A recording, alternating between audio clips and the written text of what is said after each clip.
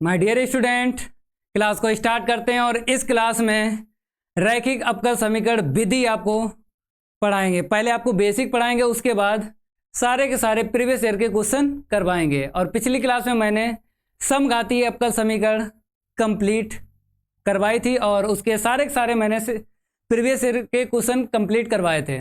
और उससे पहले चरों को पृथक करने की विधि मैंने कंप्लीट करवा दी थी। अगर आपने नहीं अभी तक क्लास को लाइक किया है तो लाइक और शेयर दबा के करो भाई। गुरु की गर्दे वाली क्लास होने वाली है। जय महाकाल, जल्दी लिख जा सवाल, नहीं तो पेपर में हो जाएगा बवाल। पेपर में नहीं बवाल होगा माय डियर स्टूडेंट।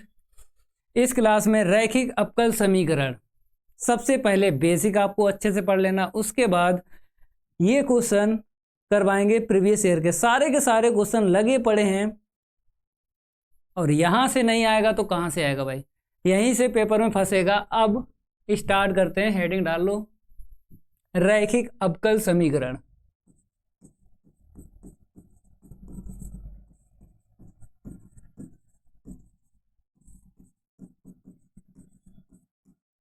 रैखिक अवकल समीकरण दो प्रकार के होते हैं। मैं दोनों प्रकार आपको बता देता हूं, उसके बाद वन बाय वन सिखा भी दूंगा। तो यहाँ पे लिख लो रैखिक अवकल समीकरण, एक कोटि एक घात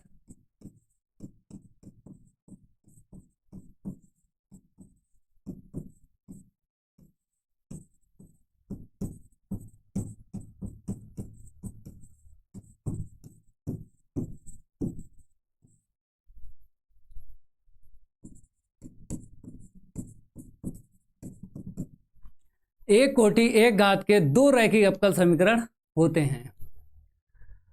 अगर मैं बात करूं पहले प्रकार की, आपको लिखना पड़ेगा रैखिक अवकल समीकरण एक कोटि एक घात का ही होगा रैखिक अवकल समीकरण। ठीक है मेरे प्यारे भाई, dy/dx प्लस का py साथ साथ लिखो, या फिर मैंने आपको नंबर अपना दे ही दिया है व्हाट्सएप नंबर, उस पर मैसेज कर सकते हो और पीडीएफ ले सकते हो, नोट्स ले सकते हो। तो आपको लिखने की कोई आवश्यकता नहीं होगी, केवल आप प्रैक्टिस करिए। व्हाट्सएप पे मैं जितना मैं पढ़ाता हूँ सारा का सारा दे देता हूँ, जो ग्रुप बना है क्लास 12 के विद्यार्थियों के लिए। तो यहाँ पे मैंने लिखा dy/dx प्लस का py बराबर में q।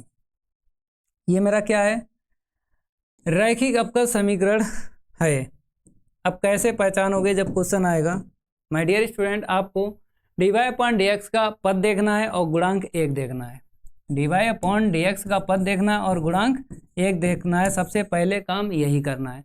फिर दूसरा काम क्या होता है, ये जो y ऊपर है दूसरे वाले पद में कनेक्ट होना चाहिए। ये जो y ऊपर दिख रहा है d के पास में, ये कनेक्ट होना चाहिए दूसरे वाले पद में। तो समझ जाओ भाई, ये रैखिक अवकल समीकरण है। केवल और केवल 2 y पूरे अवकल समीकरण में होना चाहिए, उसके अलावा टोटल x होना चाहिए। अब यहाँ पे बताते हैं p और q क्या है। जहां p व q x के फलन है, ये दोनों ही x के फलन है। कैसे, जैसे p हो सकता है x, ठीक है भाई, साइन x हो सकता है, e की घात x² हो सकता है, साइन इनवर्स x हो सकता है, इत्यादि। मैं लिख देता हूं। आइलेट आपने पढ़ा है, ILATE। तो 5 फलन है, तो 5 फलन में कोई सा आपको फलन मिलेगा p के बराबर। यहाँ पे मैंने बहुत सारे लिख दिए, लेकिन प्रश्न में आपको एक फलन मिलेगा आइलेट में। या तो फिर i मिलेगा, या फिर l मिलेगा, या फिर a मिलेगा, या फिर t मिलेगा, या फिर e मिलेगा। समझ में आ रहा है? इसको मैं हटा देता हूं। अब q लिखता हूं, q भी यही रहेगा, x लिख सकते हो, साइन x लिख सकते हो, या चेंज मैं कर देता हूं, जैसे log x² tan inverse e की घात x, ऐसे करके इत्यादि। मैं इसको भी लिख देता हूं। तो p व q क्या रहेंगे, x के फलन रहेंगे, इतना ध्यान रखना है। अब एक उदाहरण से मैं इसका यूज आपको बताऊंगा। पहले पी कैसे यूज करोगे प्रश्न में और क्यू कैसे यूज करोगे उसके लिए फार्मूला मैं बता देता हूँ। क्योंकि रैखिक अवकल समीकरण के लिए एक फार्मूला बनाया गया व्यापक हल के लिए, तो व्यापक हल आप निकाल सकते हो। मैंने आपको चरों को पृथक करने की विधि और समघातीय अवकल समीकरण दो विधि कंप्लीट करवाएं। तो मैंने सिखाया आपको कि व्यापक हल और विशिष्ट हल, क्योंकि पूरे अवकल समीकरण में अगर मैं बात करूं, जो भी विधि आप लगाते हो एक कोटि एक घात के अवकल समीकरण में, या तो व्यापक हल निकालते हो या फिर विशिष्ट हल निकालते हो। व्यापक हल में क्या होता है, समाकलन नेतांक मिलता है, और विशिष्ट हल में समाकलन नेतांक नहीं मिलता है, उसका मान निकाल के उसी में रखा जाता है। और विशिष्ट हल तभी निकलता है जब व्यापक हल पता होता है। तो यहाँ पर मैं व्यापक हल के लिए फार्मूला बताऊंगा। सारे स्टूडेंट क्या करें, इसके आगे लिखें और यहाँ पे लिखें समाकलन गुणांक। समाकलन गुणांक इंटीग्रल फैक्टर बोलता हूं। पहले मैं फुल में लिखूंगा फिर शॉर्ट में लिखूंगा। इंटीग्रल फैक्टर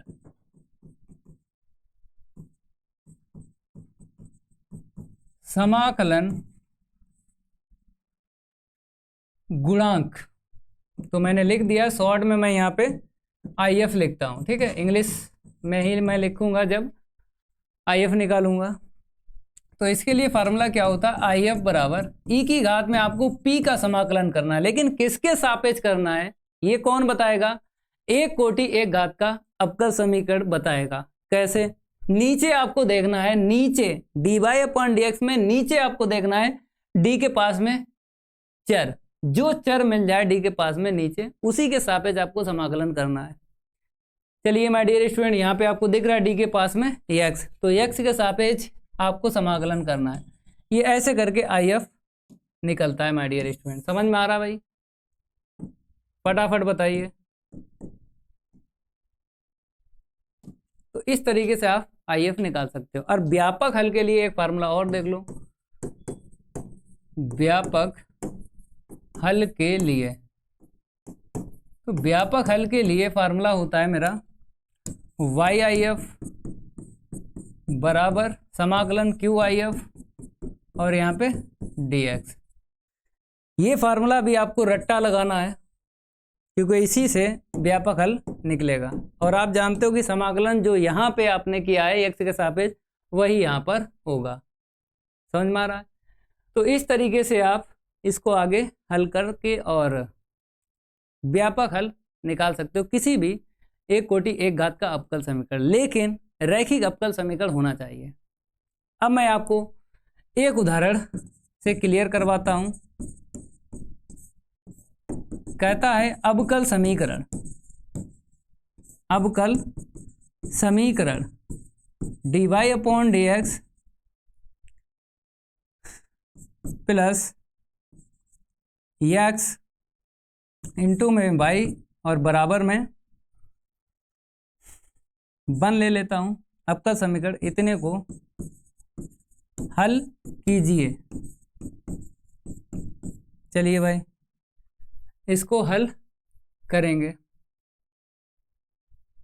एक कोटि एक घात का अवकल समीकरण मिला है माय डियर स्टूडेंट, एक कोटि एक घात का अवकल समीकरण। तो यहाँ पे आपको लिखना पड़ेगा अवकल समीकरण dy/dx प्लस का x/y बराबर 1। अब ये अवकल समीकरण रैखिक अवकल समीकरण है या नहीं, कैसे पता करोगे। सबसे पहले dy/dx का गुणांक आपको क्या चाहिए, 1 चाहिए। तो यहाँ पे 1 दिख रहा है। अब उसके बाद क्या करोगे, d के पास में जो ऊपर चर है वही यहाँ पे दूसरे वाले पद में होना चाहिए, मतलब कनेक्ट होना चाहिए दूसरा पद।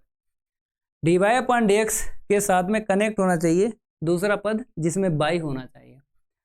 तो कनेक्ट है। अब आराम से आप p और q बता सकते हो। तो मैं तुलना करूंगा, जो मेरे पास है dy/dx प्लस का py बराबर q से, करने पर सारे के सारे स्टूडेंट क्या करें, तुलना करें। जैसे ही आप तुलना करोगे तो P बराबर मेरा कितना मिलेगा, x मिलेगा, और Q बराबर कितना मिलेगा, 1 मिलेगा। फटाफट यहाँ पे मैं लिखता हूँ P बराबर x और Q बराबर मेरा 1 है। अब समाकलन गुणांक निकालना IF। अभी मैंने बोला था इंटीग्रल फैक्टर फार्मूले में ज़रूरत पड़ती है, IF की फार्मूले में ज़रूरत पड़ती है, इसीलिए मैं निकालूंगा IF के बराबर e की घात में P dx। ठीक है मेरे प्यारे भाई, P देखो कहाँ है, x है, करो इसका समाकलन। इसका तो आप जानते हो x² 2। ठीक है, तो इसका हो गया x² 2। अब इसके बाद में मैं क्या करूँगा, देखो जो अवकल समीकरण है मेरा, यहाँ पे मैं x ले लेता हूँ।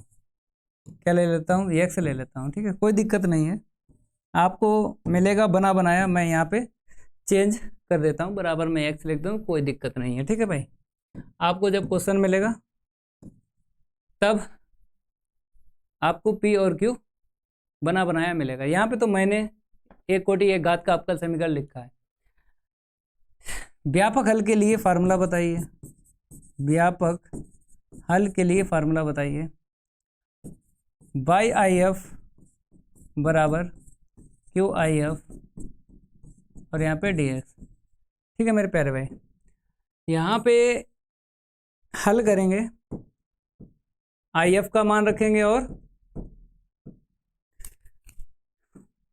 P का मान रखेंगे। तो बाई IF का मान क्या है, x² 2। ठीक है, बराबर में Q का मान यहाँ पे देखो x है, और IF का मान अभी निकाला है x² 2। ठीक है, अब यहाँ पे प्रतिस्थापन विधि लगा लो, मतलब x² को t मानेंगे तो ये वाला मैच हो जाएगा।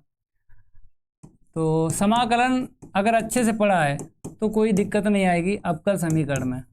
तो प्रतिस्थापन विधि से आपको क्या करना है, मानना है x² 2, पूरे को मान लो t, कोई दिक्कत नहीं है, पूरे को t मान लो, या फिर x² को केवल t मानो, सवाल लगेगा, तो पूरे को मानो t। ठीक है, अब गुणा करेंगे, क्रॉस इंटू कर दो, तो x² बराबर 2t, तो 2x हो जाएगा, और dx बराबर में 2 dt।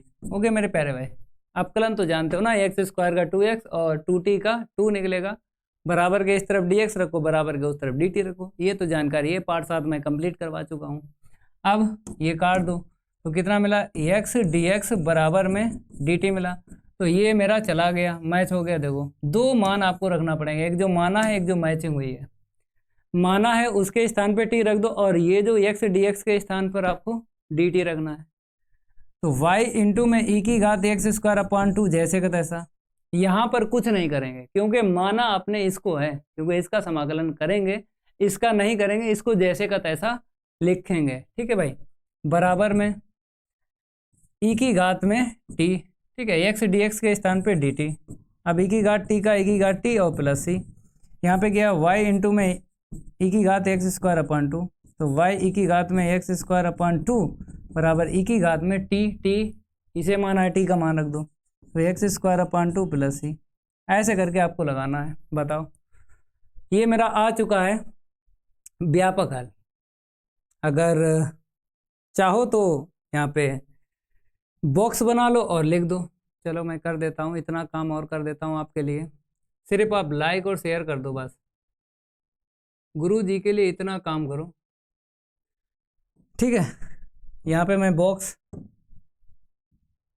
करता हूँ और बताऊंगा ये मेरा क्या है, वक्र का तो समीकरण है लेकिन व्यापक हल में है, वक्र का तो समीकरण है लेकिन व्यापक हल में है भाई। चलो कोई दिक्कत नहीं, ये लो, आपकी मनोकामना पूरी कर दी मैंने। मैं लिख रहा हूँ वक्र का समीकरण तो है लेकिन व्यापक हल में है,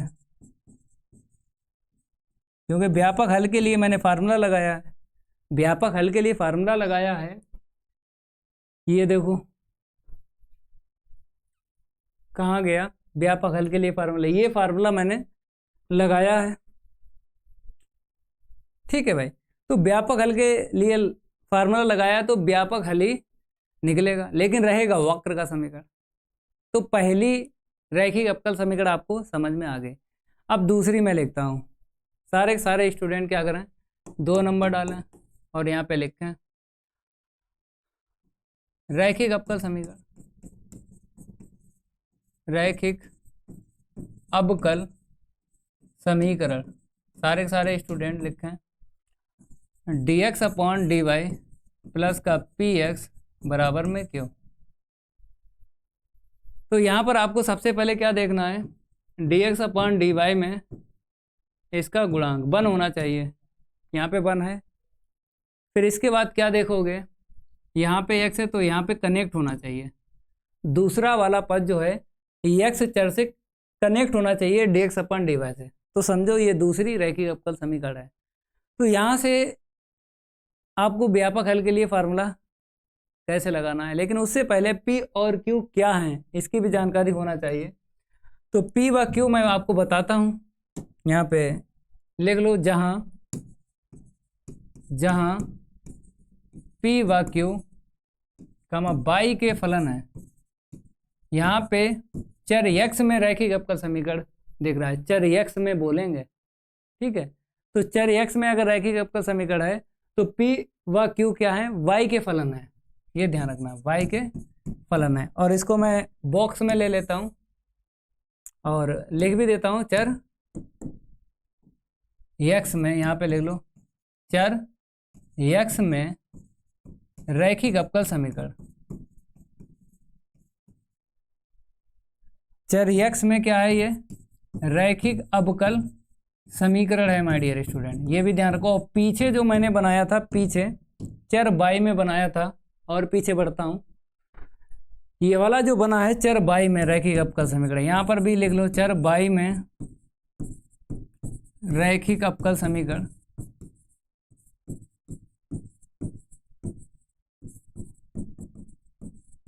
चर y में रैखिक अवकल समीकरण, ठीक है भाई।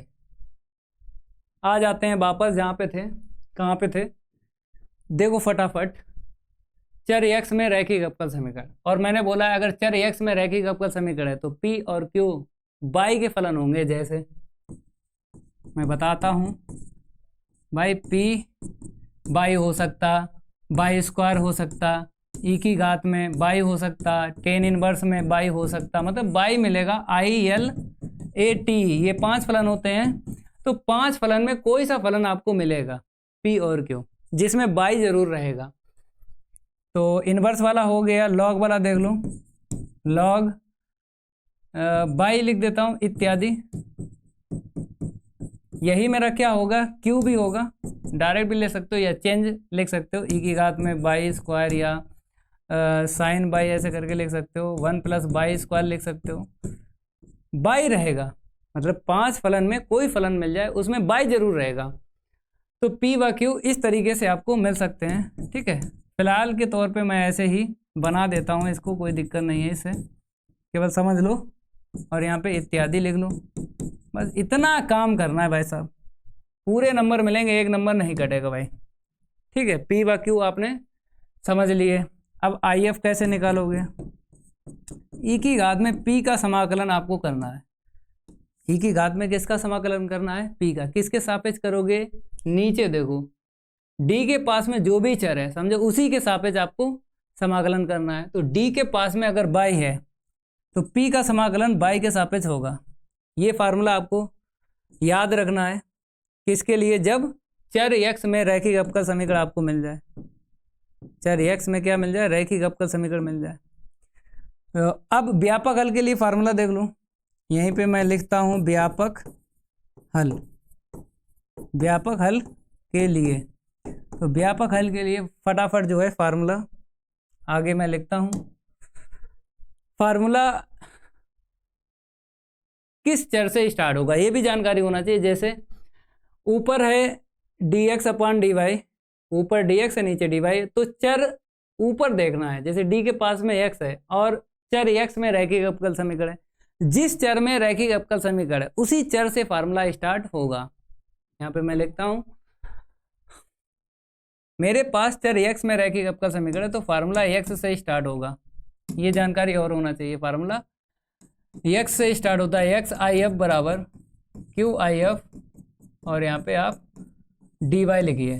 क्यों? क्योंकि आपने यहाँ पे p का y के सापेक्ष समाकलन किया है, p का y के सापेक्ष समाकलन किया है, तो आपने p का y के सापेक्ष समाकलन किया है, तो यहाँ पर भी आपको y का y के सापेक्ष ही समाकलन करना है। क्यों? क्योंकि q और i f y के पदों में मिलेंगे, तो जो भी मटेरियल होगा वो y में होगा, तो y के सापेक्ष ही समाकलन करना है। ये फार्मूला आपको याद रखना है। एक उदाहरण से मैं इसको क्लियर करवाता हूँ फटाफट, जैसे, या फिर उदाहरण डाल लीजिएगा। अवकल समीकरण, अवकल समीकरण मैंने लिखा है dx upon dy plus x upon 1 plus Y square. ठीक है मेरे प्यारे भाई। अब बराबर में मैं लिखता हूँ 1 अपॉन 10 इनवर्स बाय, इतना लिखता हूँ। ठीक है, को हल कीजिए। चलिए भाई इसको हल करते हैं।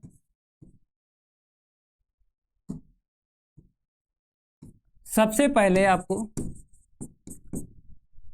रैखिक अवकल समीकरण लिखना है। सबसे पहले लिखो भैया रैखिक अवकल समीकरण, बना बनाया मिल गया, या फिर डायरेक्ट आप अवकल समीकरण लिखो, कोई दिक्कत नहीं है। पहचान लो, केवल बस काम हो गया। एक कोटि एक घात का अवकल समीकरण मिलेगा। आपको पहचानना है कि यहाँ पर जो अवकल समीकरण है समघातीय से लगेगा, या फिर चरों को पृथक करने की विधि से लगेगा, या फिर रैखिक अवकल समीकरण से लगेगा।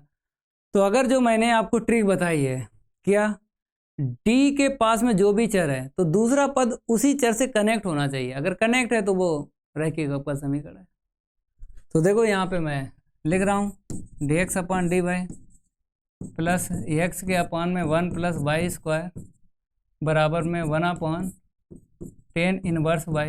ठीक है भाई, अब तुलना करेंगे फटाफट, जो है तुलना कर लो। तुलना dx अपॉन dy प्लस का px बराबर q से करने पर p और q निकाल लो। पहले तुलना करके p और q निकाल लो।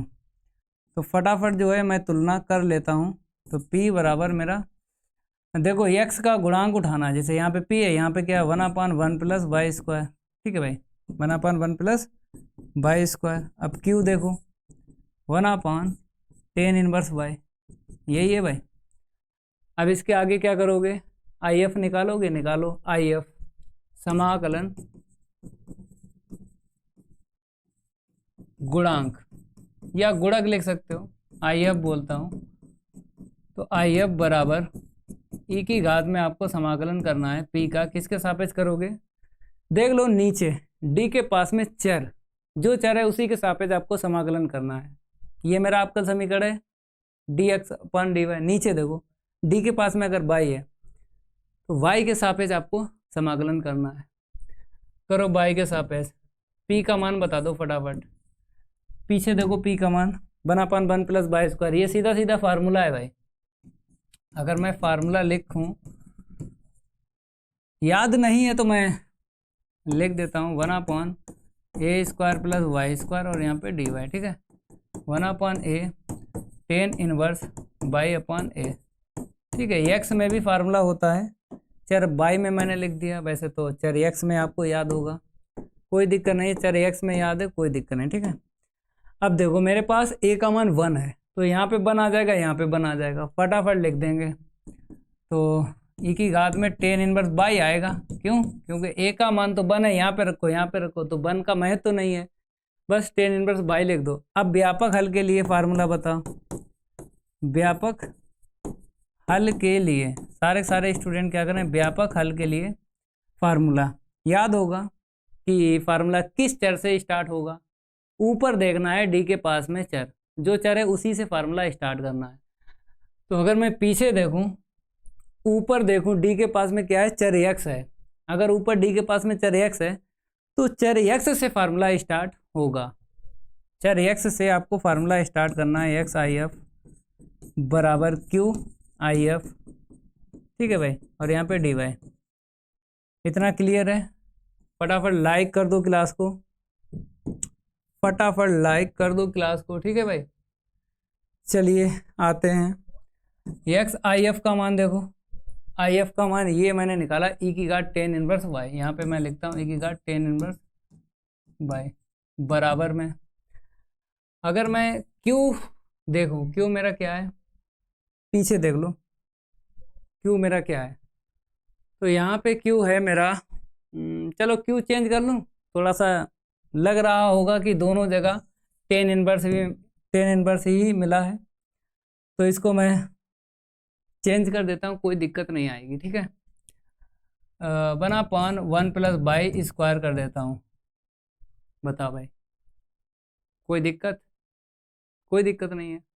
चलिए ठीक है, यहाँ पर भी चेंज कर देता हूँ, ऐसा है वहाँ पे टेन इनवर्स बाई निकला तो यहाँ पे मैं चेंज कर देता हूँ, उससे मतलब नहीं है। आपको जो क्वेश्चन मिलेगा तो समाकलन आराम से कर पाओगे, ऐसा ही क्यू मिलेगा, ऐसा नहीं है कि उल्टा सीधा क्यू मिल जाए जिससे आपका समाकलन ना हो पाए।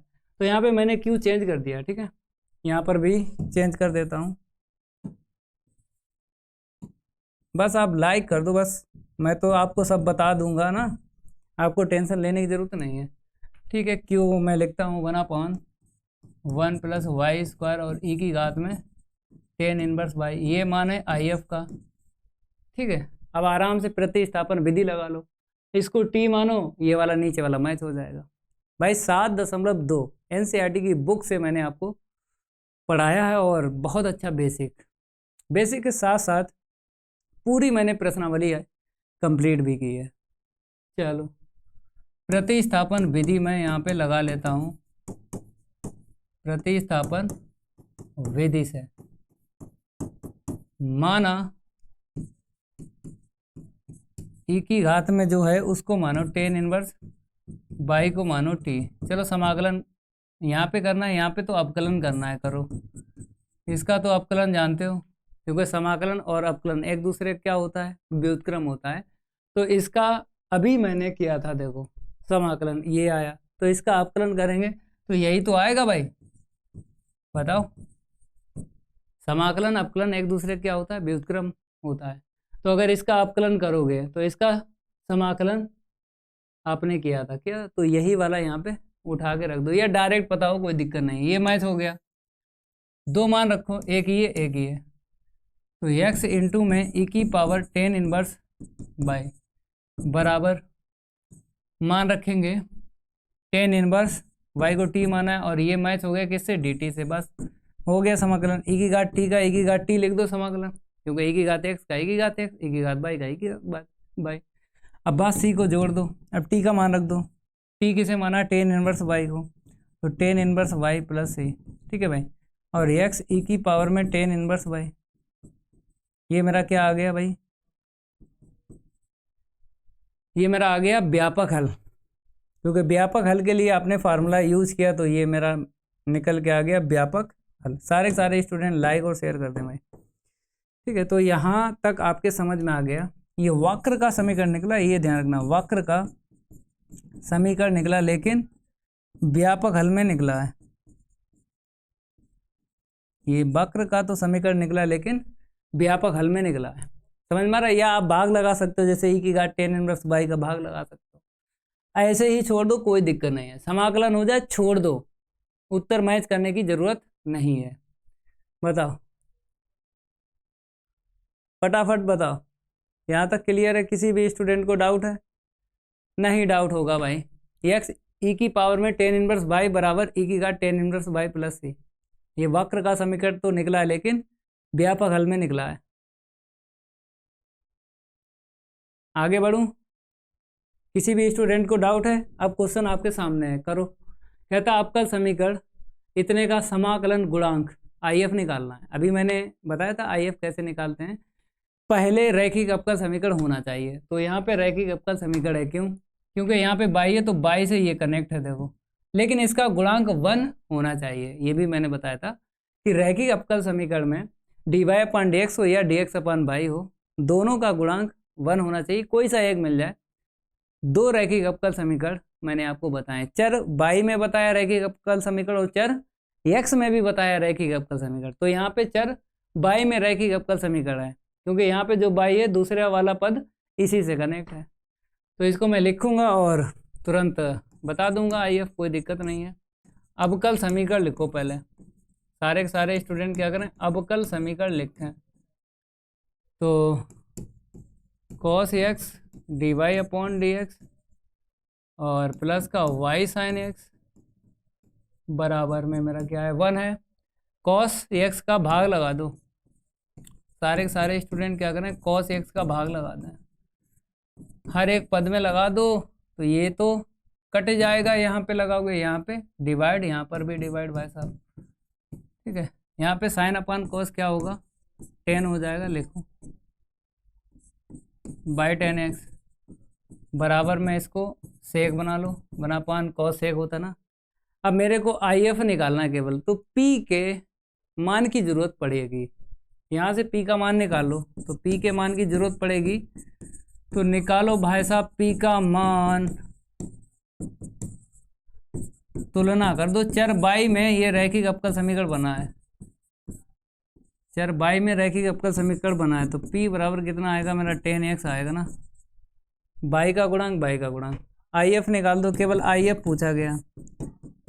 e की घात में समाकलन करना है P का किसके सापेक्ष, x के सापेक्ष, क्योंकि जो मेरा रैखिक अवकल समीकरण बना है ये नीचे देखो D के पास में, नीचे D के पास में जो चर है समझो उसी के सापेक्ष समाकलन आपको करना है। तो यहाँ पे D के पास में x है, तो x के सापेक्ष समाकलन कर दो। तो e की घात में P का मान बता दो, P क्या है 10x। अब 10x का समाकलन बताओ क्या होता है, log sec x। अब एक फार्मूला आप जानते हो, एक फार्मूला आप जानते हो, log के आगे अगर प्लस है तो ये अंश में लिखा जाता है। मापांक हटा दो, ये मेरा आ गया उत्तर। सेक एक्स कहीं दिख रहा है, ये है। तो नोट में कहीं ना कहीं लिख लेना भाई साहब, क्या, अगर e की घात में प्लस का log fx है, log के आगे अगर प्लस है तो अंश में आपको fx लिखना है, अंश में आपको क्या लिखना है fx लिखना है, ठीक है भाई। ये नंबर 1 मैंने लिख दिया, यहाँ पे नंबर 2, अगर e की घात में माइनस log fx है, ठीक है भाई। मापांक भी ले लो, कोई दिक्कत नहीं है, ये लो मापांक। अगर आपको log के आगे नेगेटिव दिख जाए तो इसको नीचे लिखना है, नेगेटिव में नीचे लिखता है और पॉजिटिव में ऊपर लिखा जाता है, ठीक है, ये जानकारी होना चाहिए। तो विकल्प मेरा बी करेक्ट है, विकल्प मेरा बी करेक्ट है। चलिए इस क्वेश्चन में देखिए, यहाँ पे बोला गया है रैखिक अवकल समीकरण को हल कीजिए, लिखा भी है रैखिक अवकल समीकरण, तो कोई दिक्कत नहीं है। अगर लिखा हुआ मिल जाए तो फिक्स है भाई, आपको रैखिक अवकल समीकरण में जो रूल बताए गए हैं उसका यूज करके एक कोटि एक घात के अवकल समीकरण को हल कर सकते हो। फटाफट देखो यहाँ पे, अगर मैं आपसे कहूँ अवकल समीकरण लिख लो, अवकल समीकरण, तो अवकल समीकरण मेरा क्या है, एक्स dy/dx और प्लस का 2y बराबर में x²। आपको क्या करना है, dy/dx का गुणांक 1 करना है, 1 करना है, ये बात मैंने बताई है बेसिक जब पढ़ाया। तो x से भाग लगा दो, पहला ये काम है। फिर दूसरा काम जानते हो कि अगर ऊपर d के पास में y है तो दूसरे वाले पद में y होना चाहिए, तभी ये चर y में रैखिक अवकल समीकरण हो जाएगा। जैसे ही हो जाएगा तुरंत p और q निकाल लो, IF निकाल के फार्मूला लगा दो, लग गया सवाल। तो यहाँ पे x का डिवाइड लगाते हैं, dy/dx के 2/x और बराबर में कितना आएगा x² काट दो। तो यहाँ पे dy/dx प्लस 2/x इंटू में y बराबर x आ गया। ये चर y में रैखिक अवकल समीकरण बना है। देखो बहुविकल्पीय क्वेश्चन में कोई दिक्कत नहीं है, कैसे भी लिखो, लेकिन अगर बेसिक से आ जाए तो सब कुछ लिख दो। कैसे, यहाँ पे मैं लिख देता हूँ, चर y में रैखिक अवकल समीकरण, ये भी लिख देना। अगर बोर्ड में क्वेश्चन आ जाए ये तो लिख देना, चर y में रैखिक अवकल समीकरण है, ठीक है। अब तुलना करेंगे, पी और क्यू का मान निकालेंगे, तो dy/dx प्लस का पी वाई बराबर क्यू से करने पर, करो भैया तुलना, तो p बराबर कितना आ जाएगा मेरा 2/x आ जाएगा, और q बराबर कितना आएगा x, क्योंकि y का गुणांक यहाँ से p, यहाँ से देखो 2/x। बराबर में जो भी होता है वो q होता है भाई। भाई बराबर में जो भी मटेरियल है वो लिख दो q, बात खत्म। अब इसके बाद IF निकाल दो, इंटीग्रल फैक्टर e की घात में p का किसके सापेक्ष समाकलन करोगे, किसके सापेक्ष, नीचे देखो d के पास में जो चर है ना, जो भी चर है उसी के सापेक्ष करेंगे समाकलन। अगर x है तो x के सापेक्ष समाकलन कर दो। तो देखो माय डियर स्टूडेंट, p कहाँ है मेरा 2/x है, और यहाँ पे dx। तो थोड़ा सॉल्व करेंगे, 2 आगे ले लेंगे और लगाते हैं फार्मूला, लगा दो। अगर एक घात है तो लॉग में लिख दो, ठीक है। अब ये घात आगे दे दो, क्यों, क्योंकि मैंने अभी आपको ताज़ा ताज़ा 2 रूल बताए हैं। लॉग के आगे केवल प्लस हो या माइनस हो, और कुछ नहीं होना चाहिए, ये 2 रूल हैं। तो मैं कह रहा हूँ ये 2 देते हैं, लॉग के बाद में जो है उसको देते हैं, तो आगे तो प्लस मिल जाएगा ना, log x², ठीक है। अब आराम से क्या करो, बराबर लिख दो केवल x², मापांक हट जाएगा, क्योंकि log हटा मापांक हटा।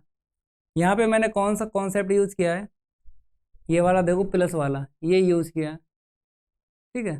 प्लस है तो अंश में लिखो, माइनस है तो अपान में लिखो, हर में। अब इसके बाद क्या करोगे, फटाफट बताओ।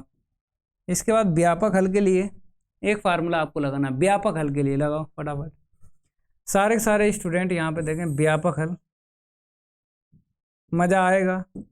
व्यापक हल के लिए देख लो फार्मूला, व्यापक हल के लिए, तो व्यापक हल के लिए फार्मूला जानते हो।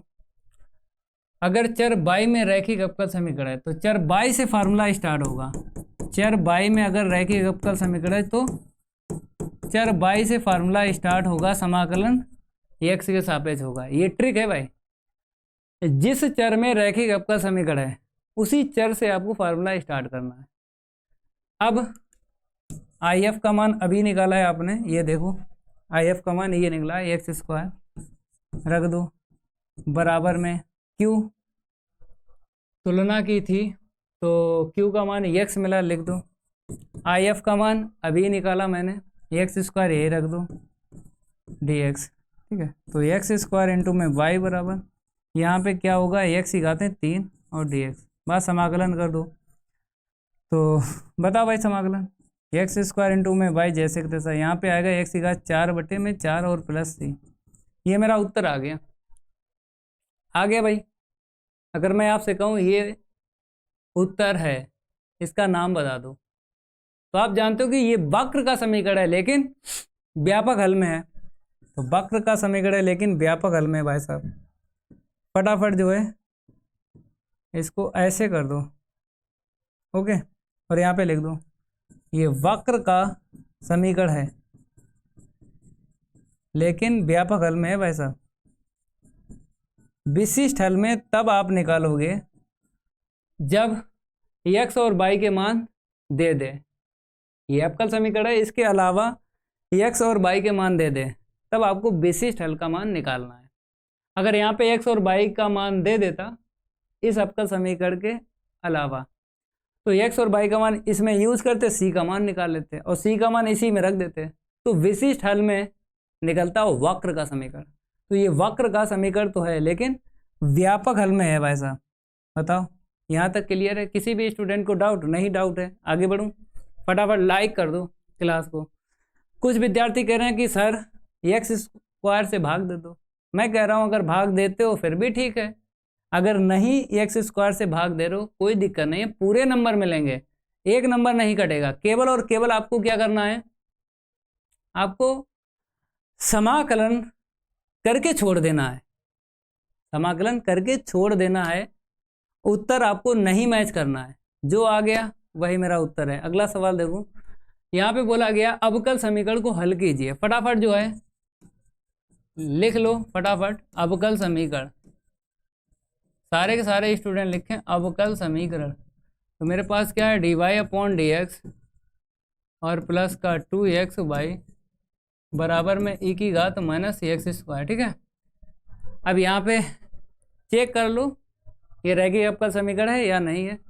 तो देखो भाई, यहाँ पर y है तो y से कनेक्ट होना चाहिए दूसरा वाला पद। अगर y से कनेक्ट है तो चर y में ये रैखिक अवकल समीकरण है, यही पहचान है।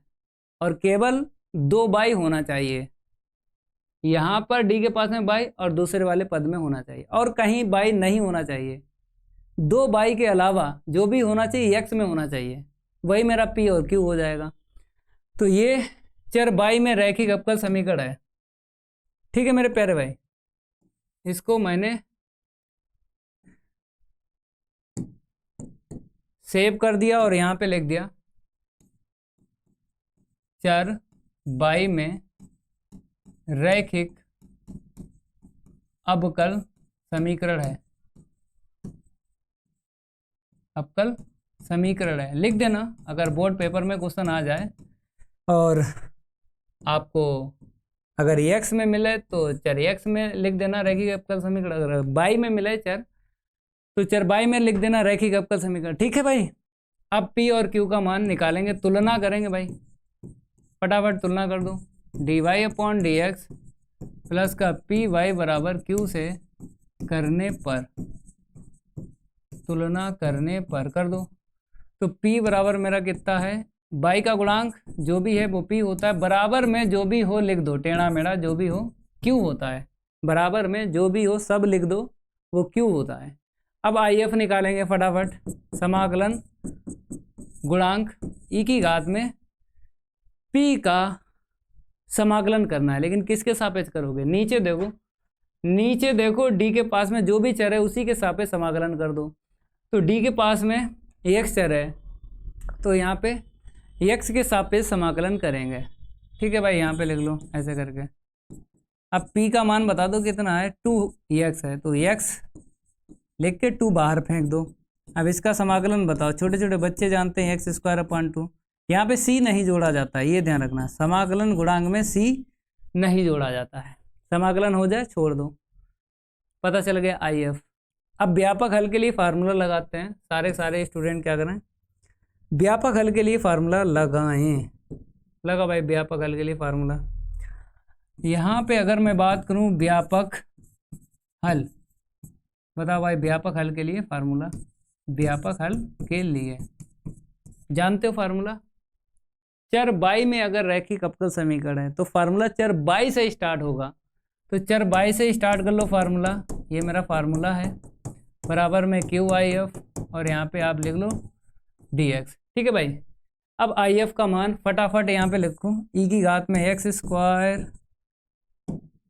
बराबर q, देखो q e की घात -x² इंटू में IF e की घात में x²। ठीक है, अब ये प्लस का ये माइनस का काट दो।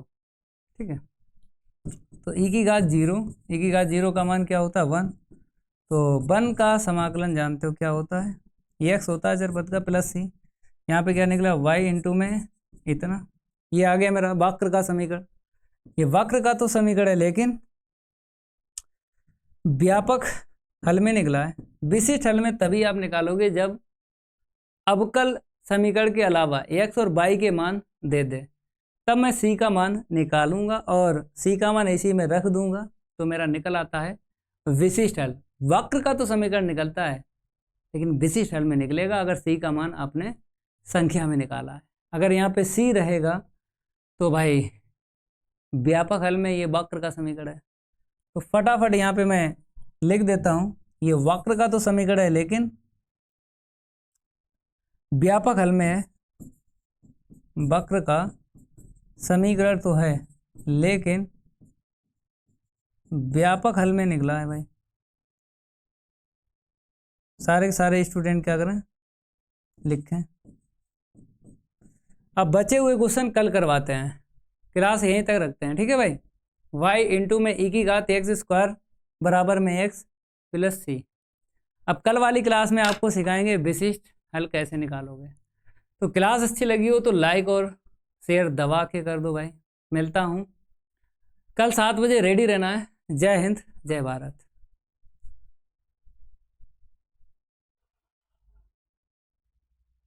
यही तो बात है।